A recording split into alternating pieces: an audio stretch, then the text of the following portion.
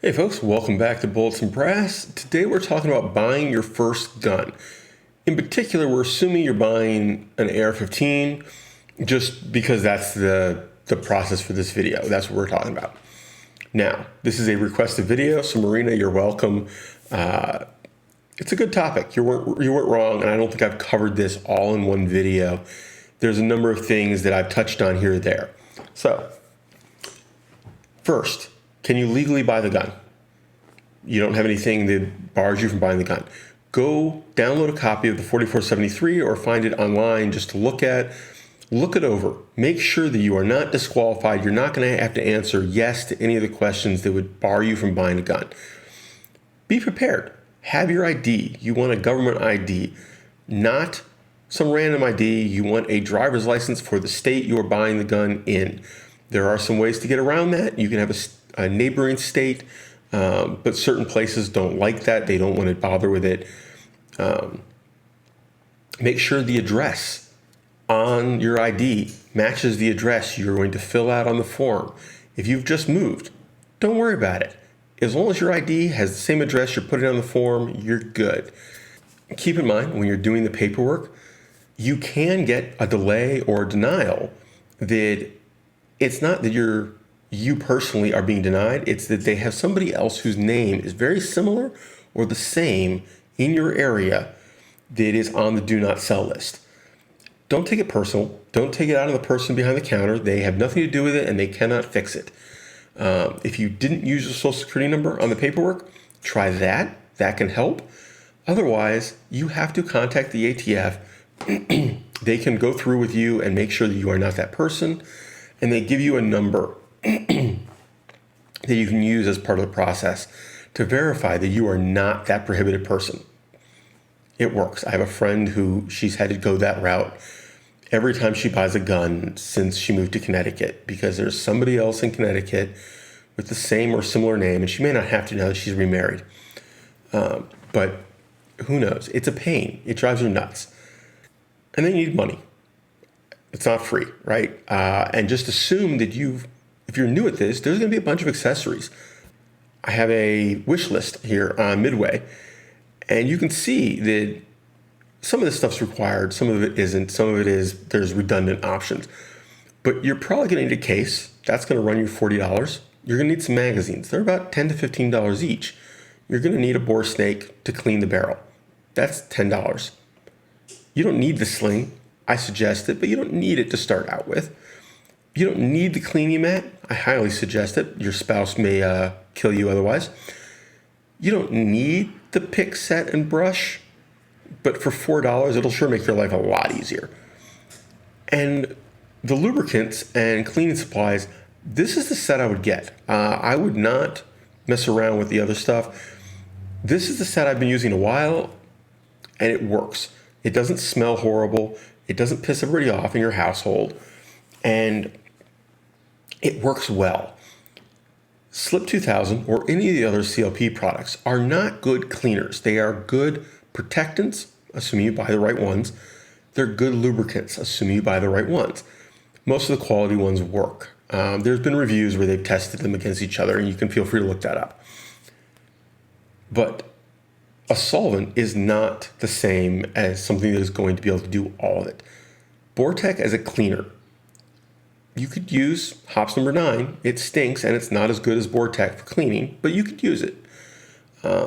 You want something. You want a separate cleaner. It makes your life much easier. You use less of it overall. You spend more money up front, but it tends to make all of it last longer. When I was just using Slip 2000 for a while, I went through a lot more of it, and I was finding that my price point for cleaning the gun was higher than if I was using both products. So that's it for the cleaning stuff. I would absolutely be using those: Slip 2000, Bortec, and the Milcom TW25 grease. Now you can use other greases. Make sure it's something designed for firearms. You don't want to use anything that is not. You can have some real problems. Firearms have flames. They have high friction. They have weird situations. They have plastics mixed with metals. You want something that is rated for that scenario. take your pick of any good CLP product, done. The reason I like a CLP, not a dedicated lubricant, is if I take it to the range, I take the slip. I take the CLP.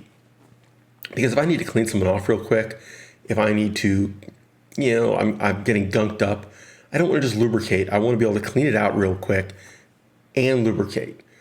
It really helps. There are some things you need to go with the gun beyond the cleaning supplies. You need a case for the gun. Even if you're going to just throw it in your closet, like you don't have any worries about security or safety with anybody else in your household or anything like that. But you need some way to take it to the range. I'm a big fan of soft cases for ARs. I think that unless you're traveling with it where you need impact protection and airline rating and all that, a soft case works well. ARs are not fragile. You're not slinging this thing around and banging into things real hard. A soft case works great. And you need something to carry your ammo, hearing protection, eye protection, tape, shoot and see, stickies, whatever, to the range with you. I use an ammo can. I use a clear ammo can I got from Cabela's one year, a long time ago. It works. And you notice the price here. $13 versus $65 for a bag. That bag is nothing special. $65. That's pretty typical. If you need one big enough for hearing protection, ammo, and anything else, extra magazines and all that, they are not cheap. The ammo can has worked out really well for me over the years. And lastly, you need an optic. If you're buying the rifle and you've bought magazines, you've bought all the cleaning supplies, and you've gotten some ammo, and I would buy a selection of ammo. I wouldn't buy a bunch of one thing until you've tried a few things out. But you're buying an optic. My advice, don't go high magnification, and put some serious thought into not doing a red dot to start out with. Red dots are great at very short range, but lower price red dots are not the greatest usually, particularly if you go stupid cheap. Don't do that. But even a $200 or $300 red dot, they're good up close. They're good 50 yards and in, even out to 100 yards on larger targets. But their optical quality is lower than you might want.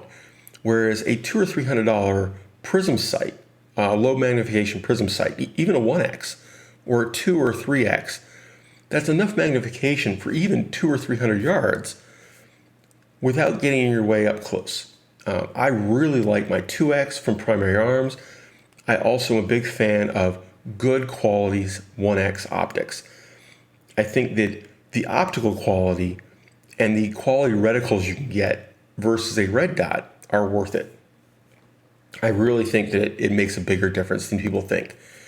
That said, a good quality red dot works great. That's a hard to argue with option for a general purpose AR, particularly if home defense and oh shit situations are a higher priority than, say, 100 yards and out at the shooting range or hunting.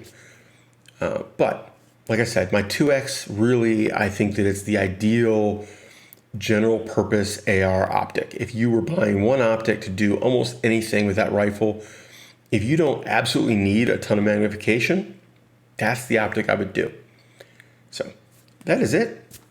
I will go into details if people want. I can do future videos on aspects of this, but I tried to keep this a little shorter than the first try that ran to like 45 minutes. Yeah. So anyway, take care, have fun, stay safe.